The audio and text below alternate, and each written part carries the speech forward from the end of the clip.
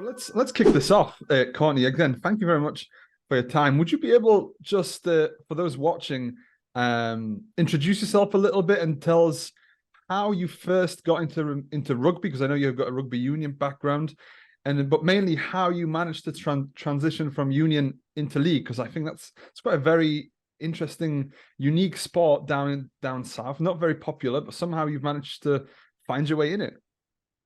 Yeah, no, of course. So I'm Courtney. I captain the London Broncos Ladies. And yeah, a little bit about my rugby background, I guess. I've been playing rugby as a whole since 2011, so a while now.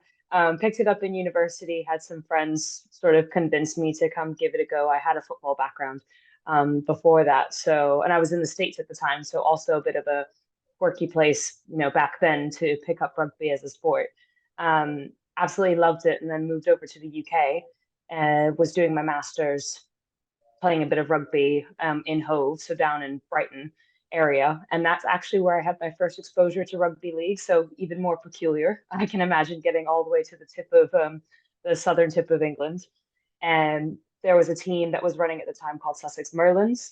And they had a couple of Northerners running the team. And we had a Northern woman on our team at Hove, told a bunch of the girls, come give it a go.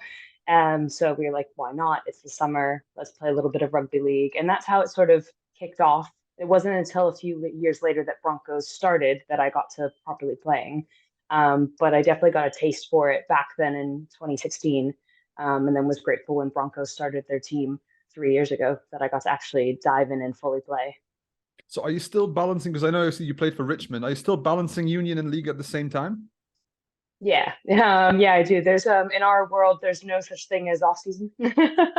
No, but it's nice that we can, at the moment, with the way the seasons work, that there's only a very minor overlap between the two. And because of it's one of those things that's quite unique in the South that we get to benefit from players recruiting through both sides. So, we've brought rugby union players into Broncos to play. And they've really grown as players, learning about rugby league and refining their skills and their contact abilities.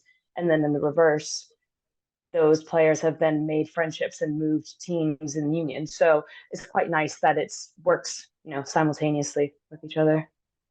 Did you find it difficult transitioning between the two sports? Like, I mean, with to do with it, the play of the ball, things like that, the little intricacies of the games. Did you find that difficult at first? Definitely. I mean, my first season, I definitely played the ball in game, not just in my first game, but towards the end of the first season. I had a bit of a hiccup on a live stream.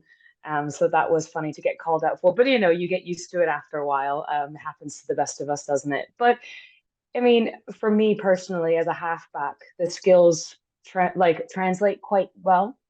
What's quite nice is I find that I like to kick. I like to run with the ball. So um, league has helped me really grow those aspects of my game.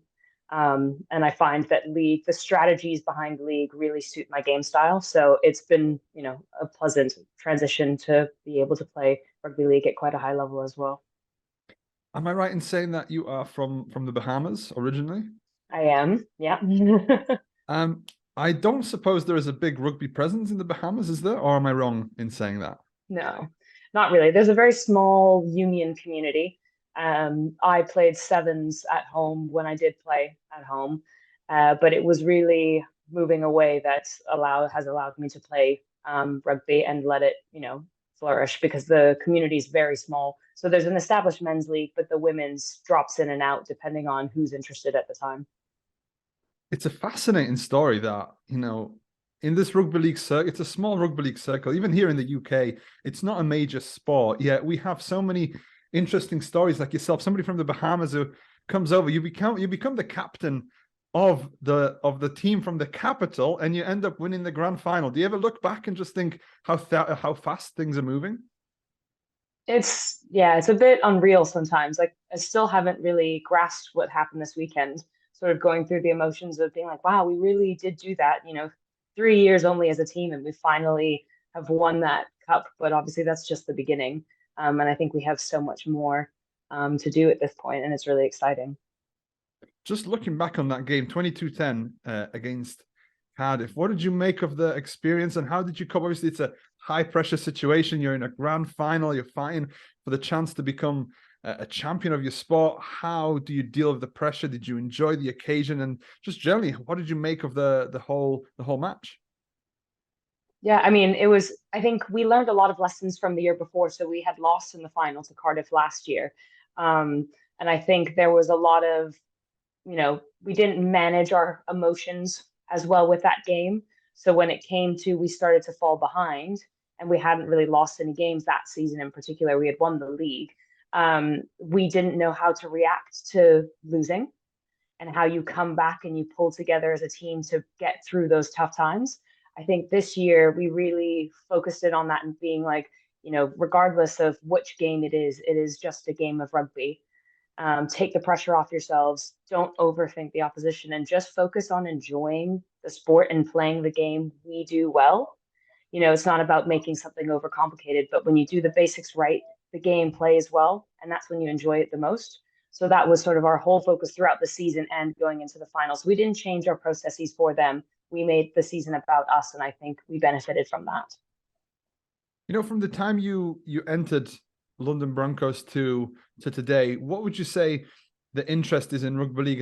In your opinion, has it gone up? Is there more people trying to sign up, trying to get on board, trying to follow the sport down in London? Where would you say rugby league in London is at the moment? Oh yeah, it's absolutely growing. I think there's still definitely room to grow because we want this as a sport that flourishes in the capital. But from when we first played, and people sort of batted an eye of like, oh, you're playing rugby league. Why are you doing that too?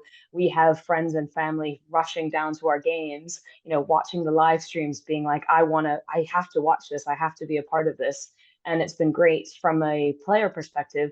We've gone from our first game we ever played, we had 14 players and went down to 13 within the first 10 minutes or so due to an injury. Now we're recruiting players from clubs around the south.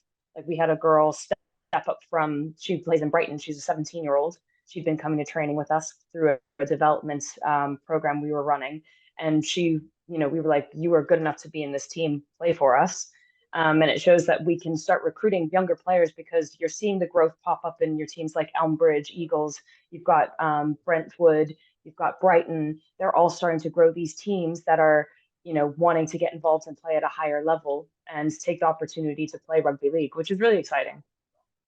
In your opinion, is there something that the sport could do to help increase or speed up the growth in London? Do you think, in your opinion, is there something that bugs you that could be done quickly to help grow the sport even further? I think exposure. I think there just needs to be more exposure, getting it into schools, making sure it's accessible on television, bringing high profile games down to London. All of those little things really get people's interest and make people think, oh yeah, rugby league is not just I have to go up north to watch it. It's on my front doorstep.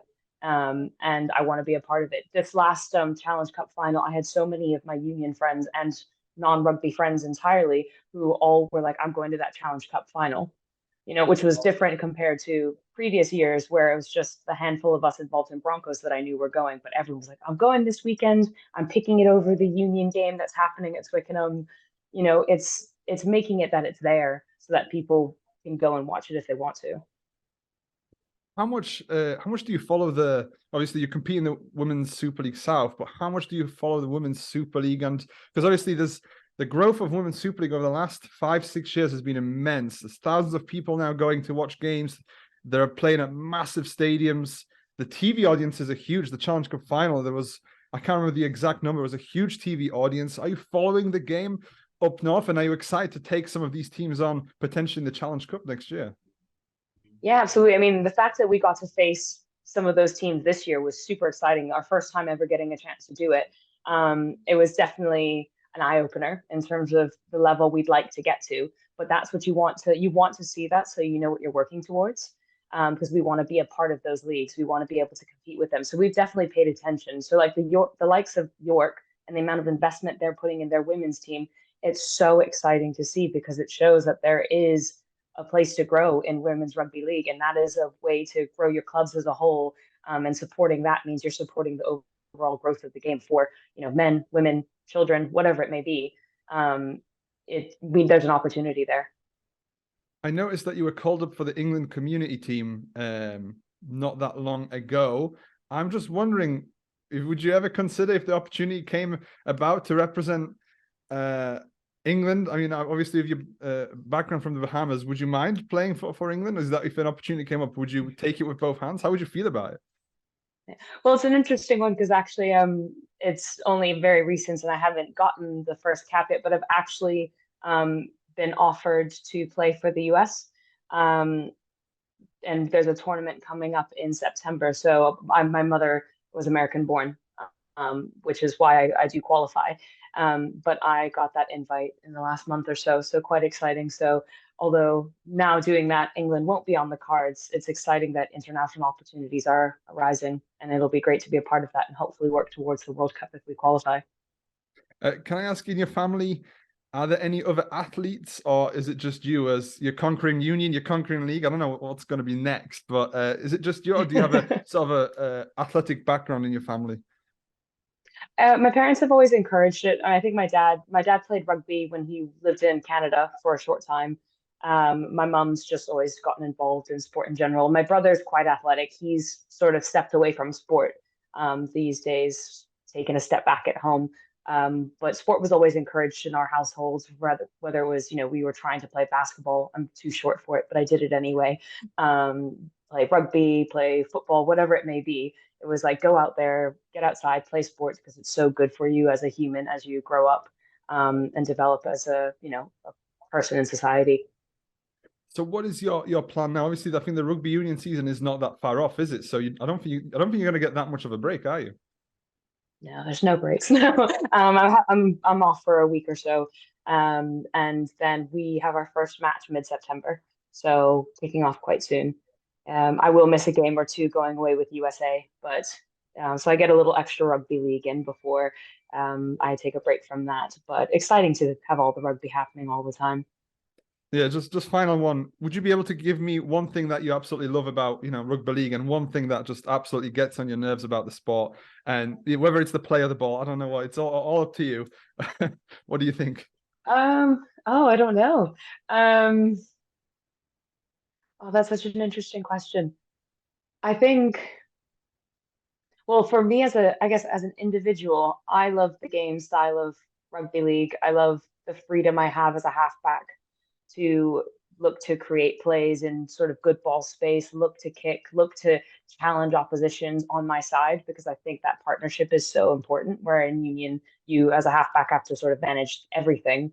In rugby league, I like that there's that partnership so you can focus on working as a team unit to execute and score points and do what you need to beat the opposition. As an overall, at least from my experience with Broncos, because I guess it's a smaller community, especially than compared to Union where we are, the family feeling is so different. It's hard to explain. We've got such a wonderful connection with each other at Broncos.